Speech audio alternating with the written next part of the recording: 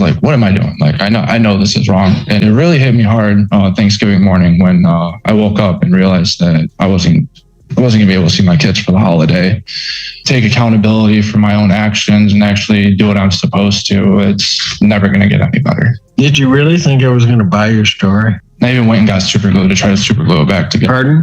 I even got super glue from the store to try to super glue it back together. Yeah, what are we going to do on this? This entitled defendant walks into court in full denial mode, and that alone tells you how this is probably going to go. There's a certain type of person who believes sounding sure of themselves can override paperwork, procedures, and prior decisions. Court is usually where that belief finally meets friction. At what point does confidence stop being confidence and start becoming self-sabotage? Let's go ahead and dive in. But he has to be there. I have no help. My dad's in Serbia. My mom's unreliable. My car has been broken down for months now. I don't have anywhere to go. Good afternoon, Assistant Public Defender Lauren Perny on behalf of Mr. Reed. Mr. Reed, state your name for the record, please. Timothy Reed III. This was adjourned out due to a bond violation for a tether tamper. I am asking the court if Mr. Reed can plead no contest to that for potential criminal and civil liability. I'm not going to have no problem. I will not have a problem with a no contest plea to the violation. Although I have some concerns that I was receiving information that he had not cut the strap, but my concern, Your Honor, is I think is ready for that. My advice to him is a no contest plea because of the liability. He was informed at when the tether was placed that if he tampers with it, he can be charged. I know Your Honor has seen people be charged. So that's my concern right now. Okay, I understand what your concern may be. I'm just telling you how, as I look at the pictures, it's clear to me it's cut. Well, given that, I'll accept there's no contest plea to the violation. I'm not saying that I won't. Yeah. Would Your Honor give me a chance to speak with him in holding, and he can decide what he wants to do given what the court has said? I think because we have to wait because we got one Spanish at the end anyway back. Okay, yeah, I'll take it back. Okay. Yes. Excuse me. Thank you for the opportunity to speak with Mr. Reed in holding. I have explained all of his options, and I think he wants to move forward and admit to the violation today. Is that correct, sir? Yes, sir. You did not, and the violation would be that the tether was cut. Correct. Yes, sir. All right, and you admit to that. Yes, sir. This is the danger of mistaking explanations for strategy. Judges don't measure sincerity by word count, and they don't confuse persistence with credibility. The longer someone talks past a straightforward issue, the more it signals that they're trying to outrun something already locked into the record. At a certain point, every extra sentence just confirms that they don't respect how court actually works. Confidence like this doesn't read as strength, it reads as someone panicking in formal language. I think Mr. Reed, I'm going to let him speak on his own behalf. He's mentioned to me that he wants to speak to Your Honor. Go ahead. So yes, I did intentionally cut the tether, but once I did it, something snapped in my head, and I realized I was like, what am I doing? Like, I know this is wrong, and I immediately got a hold of the emergency tether line. Called them, told them, what happened. And they had me send. Well, you gave a version of what happened. Yeah, a version instead of telling the truth, which I definitely need to do point blank. Because when you don't tell the truth, it just makes things worse. I did send pictures in. I still went to community corrections the next morning to get a new tether, and still showed up to court. I've definitely had a lot of time to reflect on what I've done these last 2 weeks. It really hit me hard Thanksgiving morning when I woke up and realized that I wasn't going to be able to see my kids for the holiday. And then I called my sister to ask if the kids were going to be at my family's Thanksgiving. And then when I found out that they weren't and I wasn't going to be able to talk to them that day, that also hit me really hard. And realizing that I don't take accountability for my own actions and actually do what I'm supposed to, it's never going to get any better. Did you really think I was going to buy your story? I'm going to be honest with you, no. Then why'd you keep doubling down? I have no idea, sir. I mean, I'm looking at the cut on it, and I had it pretty much figured out. Yeah, I even went and got super glue to try to super glue it back together. Pardon? I even got super glue from the store to try to super glue it back together. And then I realized that wasn't working. So,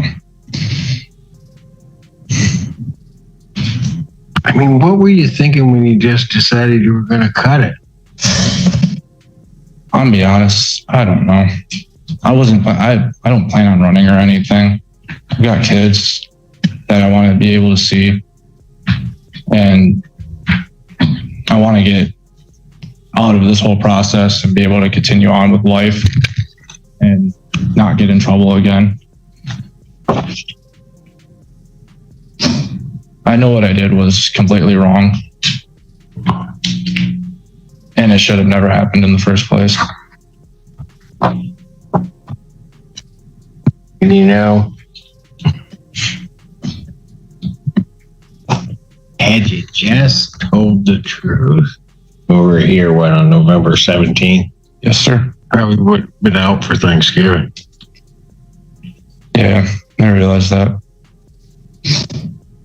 All around this is just stupid. Yes, sir. Anything else you want to say before I sentence on this? Nothing, Your Honor. I'd ask that the court sentence him to credit for time served and reinstate his personal bond. As we say at the bench, he's being seen by Judge Perry on Wednesday.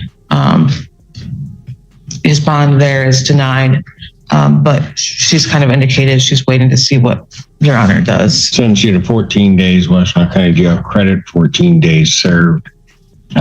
Your previous bond with its conditions as reinstated. Ma'am, you are trying to address the court. What is she? Yeah, what are we going to do on this? I'm asking for final settlement.